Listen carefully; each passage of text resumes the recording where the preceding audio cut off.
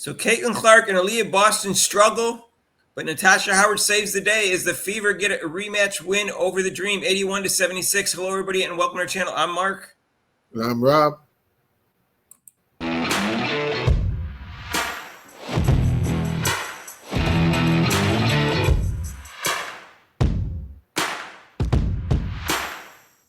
So, hey, if you have not subscribed to our channel yet, please do so. Hit the notification bell when you do so you get notified of our next video.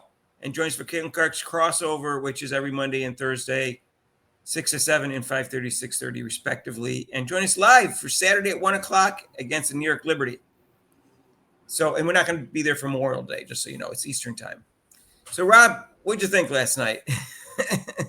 Give me your opinion on the game. Ugly game. It was an ugly game. Good win. Thank goodness for Howard, and then bench play of course, with Sophia Cunningham and Hull actually helped the Fever win that game. Yeah, Rob, the defense was good. The offense was ugly. I don't know why they aren't running more. I don't know what was wrong with Caitlin Clark. She seemed to be not there mentally, and maybe she was sick. I don't know. She shot poorly. They had illegal defense on her that wasn't being called by the refs, and I think that threw her off mentally. Ryan Howard was getting allowed with hand checking the whole game, and the refs weren't calling it. And last I checked, it was outlawed 20 years ago, hand checking, but they're still allowed in the WNBA for some reason, Rob. Well, also what threw her off is that she had those early fouls, and those fouls compared to what she was getting manhandled, kind of frustrated her. So she's got to get rid of that frustration with the. Really, I mean, that's how you usually do if you have a good player. You can frustrate them, and she seems to be getting frustrated. So she's got to learn how to get rid of that. Well, Rob, I understand her frustration because Ryan Howard was being allowed to get away with a lot more physicality than she was being allowed to get away with. Ryan Howard was fouling her 3 times more often than she was fouling Ryan Howard, and Caitlin Clark got 4 fouls before Ryan Howard did. So, you know, they're just not being fair about it. There's a hand check rule; you got to enforce it. Yeah, but I mean, like I said, the referee. She's got to realize it's not going to change. So you got to keep playing. You got to keep playing. I mean, the referee. It is frustrating. I mean, it's hard. I mean, it seems for me to say it because I probably would have been frustrated too. But you got to keep playing. You know, the referees. I mean, I've done that before where I've called a timeout and we weren't getting the calls, and I just told my players, look, referees suck. So we just have to keep playing. We can't let the referees get to us. Well, I don't understand why they're not having her get the ball sooner after a missed shot or a rebound, and they're not running more. They're taking her off the ball too often, Rob. And then maybe she's not playing well off the ball, but still, she's not used to that. So you got to get her the ball quicker and run more because that's how they're most effective, Rob. Well, the other teams are, Mark, like I said, other teams are kind of hip to what they want to do as far as running. So when a shot goes up, it seems like most of the teams, they don't even crash. You see, they don't even crash the boards. I don't see too many offensive rebounds anymore against the Fever. Teams are just getting back automatically after a miss. This automatically running back and setting up their defense, so they can't really run. Well, Angel Reese would get offensive rebounds against the Fever, but they're probably going to be her own shot that she misses. Well, like she also uses all kinds of parts of her body, elbow, hands, whatever, to get that rebounds too. All right, so let's go over some stats. So I guess we'll go in order. Dewana Bonner, again, 1 point instead of 0, so that's an improvement. But she did get 8 rebounds, and she does play pretty solid defense. But she needs to score, Rob. She needs to contribute if she's going to start. That's all there is to it. Yeah, I think after this game, well, especially if they're going against a team like the Liberties, I mean, they might start her, but they need scoring right off the bat. As you saw in the first quarter, they were kind of slow until this Cunningham and Hull came in. Natasha Howard had a really good game. She played solid defense, had 7 rebounds, but most importantly, she made her shots, Rob. 12 for 17, 26 points. So she was the star of the game. If it wasn't for her, they would have lost for sure. Yeah, she had a really nice game. She was posting up, shooting. That was her shots were going. Her footwork was good. But, I mean, yeah, she had a really nice overall game. So after that, Aaliyah Boston, she got in some foul trouble early, whether she was getting screwed by the refs or not, I'm not sure. They didn't show replays much, Rob, on this channel on Prime TV. Yeah, So yeah. sometimes It's it's like hard to tell on post fouls because you need a different angle a lot of times. But I think that threw her off because she was playing great the first two games. But she did have the winning basket, or yeah, I think it was the winning basket. yeah, And she did make a great little move and got a basket at the end of the game from a great pass from Caitlin Clark. And we'll show that later. And she also, I think she had 7 rebounds and 3 assists. So even though she only got 4 points, she did find a way to contribute. She was going up against Brittany Griner again, and Brittany Griner's a good player. Kelsey yeah, Mitchell was a little off, Rob, in terms of her offensive game. 7 for yeah. 19. She started reverting back to the way she was where she used to be. She'd come down and force up a three with nobody underneath. I'm like, wait a minute, it's not a good shot. I mean, I know she wanted to try to get herself going, but you can't just come down and chuck up a three. And then And she only had 1 assist, and she also shot 2 of her 3-point attempts with her foot on the line. So they were really 2-point attempts. And right, in fact, I think she scored both of them. So she cost herself a point by just not moving her, looking at her foot and moving it back slightly. Clark, we kind of talked about, but she was 4 for 11. First time in her WNBA career, and first time in, I guess, I don't know, someone said so many games that she hasn't had a 3. She was 0 for 5. And surprisingly, again, she missed 2 free throws this game. Last year, she shot 91%, which is even higher than what she shot in college, which I think was around 88 or 89%. But she's missed 2 free throws 2 games in a row, yeah, and had only 11 points and had 6 assists and 4 turnovers and 1 steal. yeah. She was in foul trouble, and so she couldn't get really in her rhythm. They were. I mean, the dream though. They were just physical with her. That's what you do with a player. And if the refs aren't going to call it, they're going to keep on doing it. So that's what probably led to her frustration. They go, well, shoot, then you call a little ticky tack fouls on me, but you don't call it when I'm getting hammered by a player Yeah. or who's guarding me. So that's good. No, she probably is very. She's got to learn to just settle down, not get so frustrated, and just realize, like I said, the refs aren't going to be your friend. They're not your friends. So just play your game. Rob, unless something drastically changes with the attitude of the refs in the WNBA and the WNBA itself, Caitlin Clark's always going to be at a disadvantage. And so is the Fever because the refs seem to be against Caitlin Clark, especially. And it hasn't changed any this year. There's no way all that hand checking should be allowed. No. Dantas played okay. I think she had a played good game. defense. Yeah, I think she played a good game because Boston was, but she played a good game. Rebounding her defense. Yeah, her defense is really good. People think she's too slow and everything else. You can't do anything but shoot a 3 or turnaround jumper. She can play defense, she showed. She was going up against Brittany Griner and also against Brianna Jones. Mm-hmm. Sydney Colson, she played 6 minutes. She got all zeros across the board, so I don't know what to say. She seems hesitant. She doesn't seem. She's not impressive, Rob. I don't think she's going to get much playing time this year. I think Sophie Cunningham's going to be the backup point guard. Sophie Cunningham played excellent. A lot of energy. 3 for 6, 2 for 4 from threes. Gives them some scoring, 9 points. And she had 6 rebounds and 3 assists and a block, Rob. So she definitely gave him a spark off the bench. Yeah, also those two coming in, when she comes in, they just run. They can run because she can run the floor, and you saw that one nice pass by Caitlin right on the money to her for a nice layup, got the team going.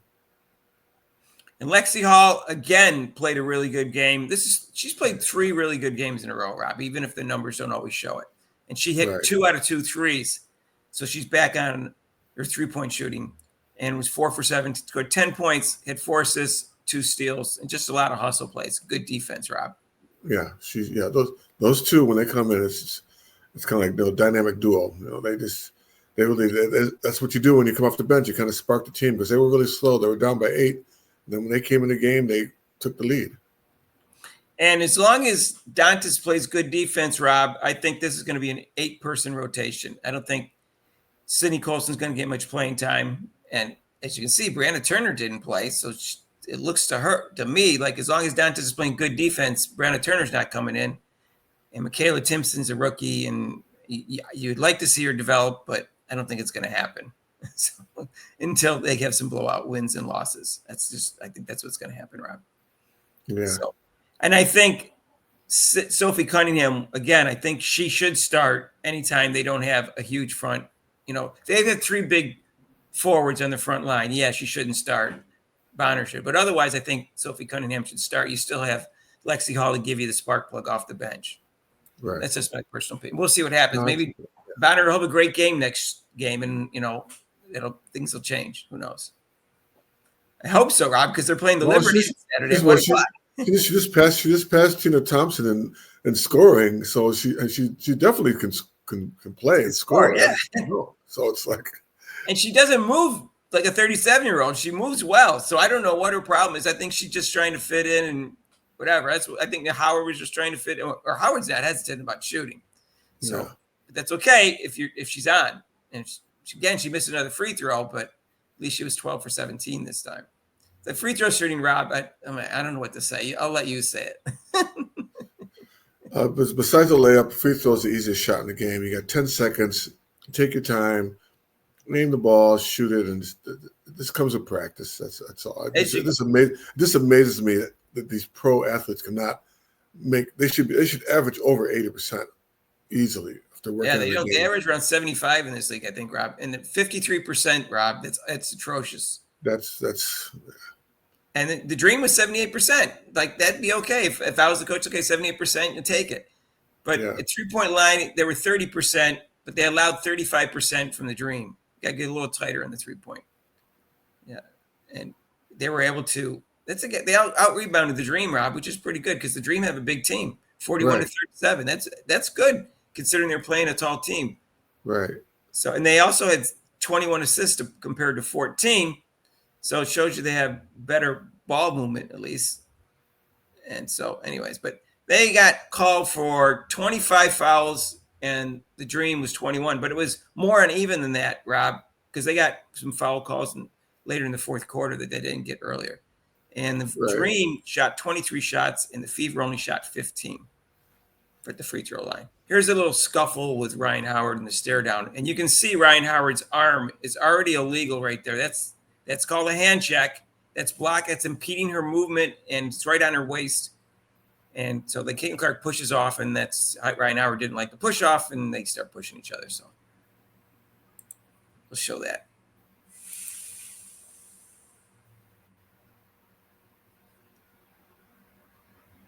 I don't know, Rob. I can see a technical given to Ryan Howard for that. No, that's too much. No, they're just John. You don't get technical for that. No, right. you don't give technicals. But she pushed her and extended her arm. Yeah, it's still right. Caitlin Clark would have got a flagrant one. Yeah, you don't just give someone a technical. So I'm being told what happens is that Ryan Howard says try it, and Caitlin Clark said I'm not scared of you or something like that. I'm not afraid of you. Yeah, I'm just glad that finally Caitlin Clark is sticking up for herself. She's not. Last year she would have just walked away and not said anything, but now she's kind of just like with the so-called flagrant one foul. She did walk away in that one, but she did that hard foul because I'm tired of this mess. You're not going to punk me out anymore. She's letting the players know that. Right. As we said, Natasha Howard was the star of the game, and here's some highlights of her to show. Nice move.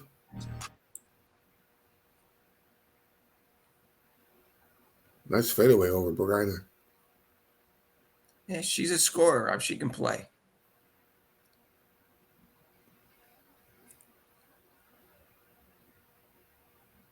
Yeah, she was going to work last night.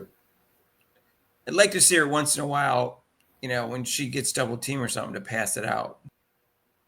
There's a big three from Kelsey Mitchell at the end of the game. She was 0 for 5, I think, at that point before that. Right? Yeah, nice step back. So good clutch play by her. Caitlin Clark. Laser pass. Nice finish. Look at the accuracy of this pass. Yeah, right off.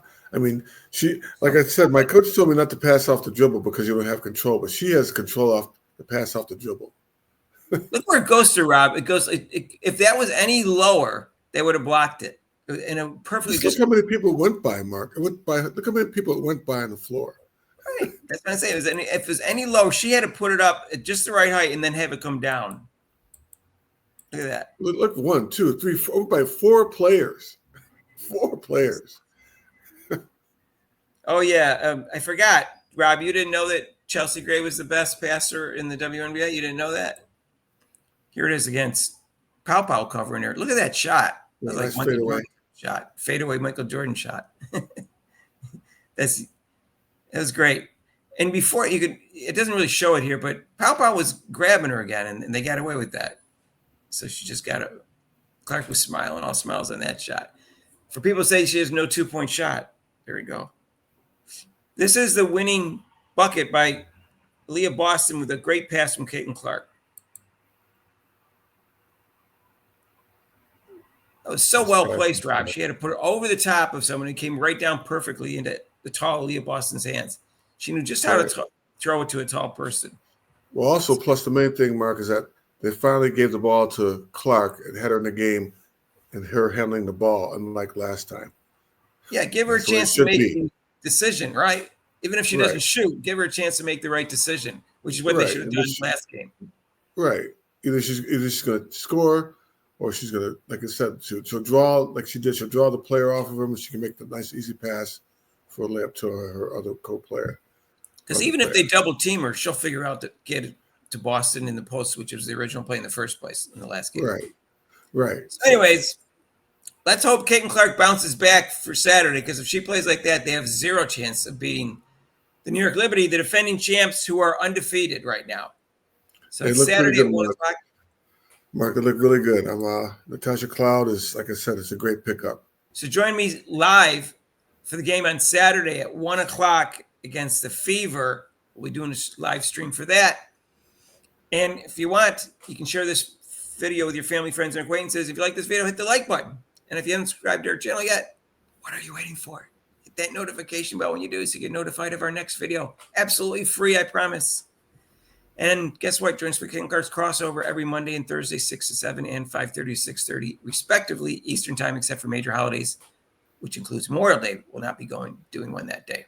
If you want, you can donate to this channel with super chats and super thanks down below and link to PayPal. We'll see you in the next video. Peace out.